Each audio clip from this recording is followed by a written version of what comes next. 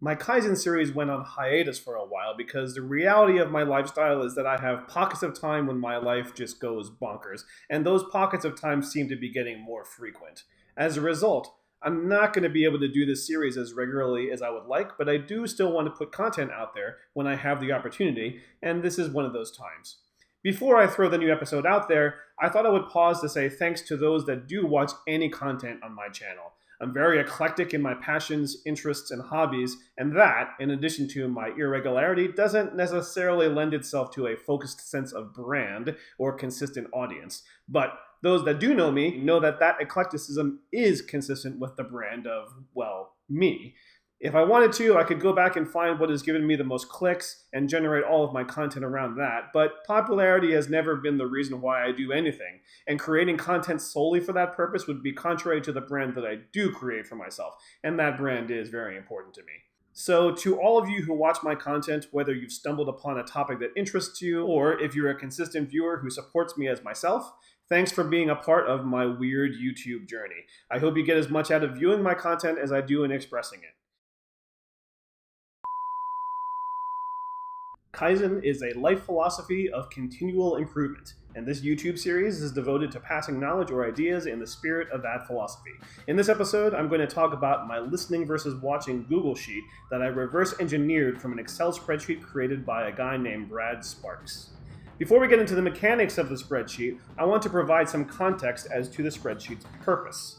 With music that's primarily performed as a single close-space entity in an indoor environment, musicians can listen to each other and, when applicable, watch the conductor to achieve what I'm going to call maximum rhythmic clarity.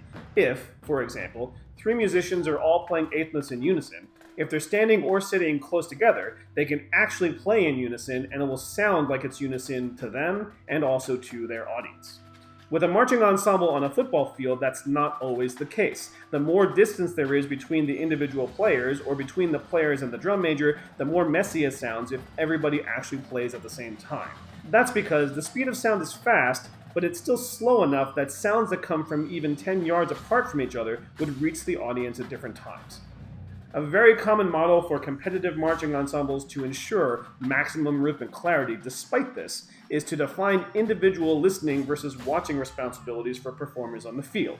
Typically, the battery percussion is treated as the time source, and the drum major is communicating that time by conducting to what they see out of the battery's feet or the battery's hands.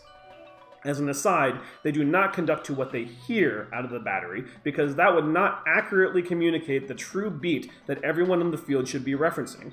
So the drum major is conducting to the battery's feet, and let's say that the battery is centered around the back hash on the 50. Performers on the front sideline should not watch the drum major for time because their sound would move forward at the same time as the battery's sound would from the back sideline, so their sound would be ahead. Instead, they need to wait for the battery sound to reach them and play with that. In other words, play with what they hear. On the other hand, performers that might be playing 30 yards away to the immediate stage right of the battery should not play to the battery sound because by the time the battery sound reaches them, it has also already traveled forward, so their sound would be behind. That means that those performers need to ignore what they hear and play to what they see out of the drum major's hands instead, so that their sound pushes forward at the same time as the battery sound. So, defining when people should watch versus listen, and also when those who are watching need to potentially play slightly ahead or behind the beat in other special circumstances, is key to making sure that the ensemble has maximum rhythmic clarity to the audience. That's what Brad Sparks' spreadsheet does. It allows a user to choose a place on the field for the time source, a place in the audience as a focal point, a beats per minute tempo, and a degree of acceptable error for that maximum rhythmic clarity. Plug those variables in, and it defines the listening and watching responsibilities in colored bands. Now, don't get me wrong, Brad Sparks' spreadsheet is awesome, but almost all of my spreadsheet work these days is in Google Sheets. I only use Microsoft Excel anymore when I need to make use of Excel's slicer functionality, since that doesn't exist in Google Sheets yet. So, I decided that I wanted to reverse engineer Brad Sparks' spreadsheet, fix some things that I felt could be improved on, and make a Google Sheet version. First off, let me state that I don't have a good understanding of the actual math behind the primary formula that makes Brad's spreadsheet work. If you have questions about that, go to the video that talks about his spreadsheet and ask your questions to him directly. This video merely talks about how to use my version of the spreadsheet, which is almost identical to the one that Brad Sparks made, but with a few small modifications. So when you open up the spreadsheet, the first thing you'll see is the documentation page. This just outlines everything that I'm going to talk about in this video, so we don't need to go over that. There's two different versions of this spreadsheet that I created, one in color, and then also one in grayscale for anybody that might be colorblind. But they are otherwise exactly the same. This is representative of a football field. Every one of these cells represents 4 8 to 5 steps on the football field. You can see a double line here that represents the back hash. You can see this double line here that represents this front hash. This is using NFL hashes. If you wanted to change this to represent college hashes or high school hashes, you can change that however you like. In order to get the spreadsheet to work, you don't actually do anything to the spreadsheet itself. If you see that these individual cells have these formulas inside of them, and you want to keep those formulas intact. Instead, what you do is that you change the parameters in this little box over on the right-hand side. The time source refers to, well, the time source. Depending on how you run your program, that's most likely always going to be battery percussion. So if I have some drill where the battery percussion is, say, 16 steps in front of the back sideline and right off of the 30, then that's going to be represented by cell AC6. So in my time source, I put in the column AC, and I put in the row 6, and that will change the M, which represents the time source or metronome on the field. And you can see that the colored bands changed around that. The focal point is the target listener / audience, or where the audience is sitting in the stands. You can't see that down here, but that focal point is going to be way down here because that usually represents the center of the stands compared to the football field. You don't need to move that, but if you really wanted to see what it would be like for an audience member that was over towards the 10-yard line as opposed to on the 50, then you could change that focal point. The other thing that you can change is the conductor. If, say, you have two drum majors and the primary drum major is set more on the 35 as opposed to the 50, then here I can take the 35, which is this dark line right here, and I can change this to be O27. And now the conductor has shifted its position. That doesn't change a whole lot in the spreadsheet, but it can make some differences depending on the BPM and also the acceptable error. Speaking of which, the BPM is the beats per minute of that particular moment in the show. Right now I have this set to 180, but if the show at some point reached 220,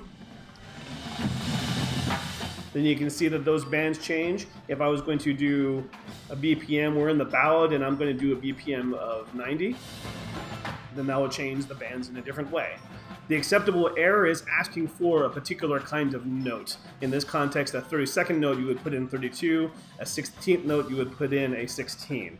The acceptable error is answering the question, how off can the ensemble be in order for it to still be okay? Let's put this back at a tempo of 220.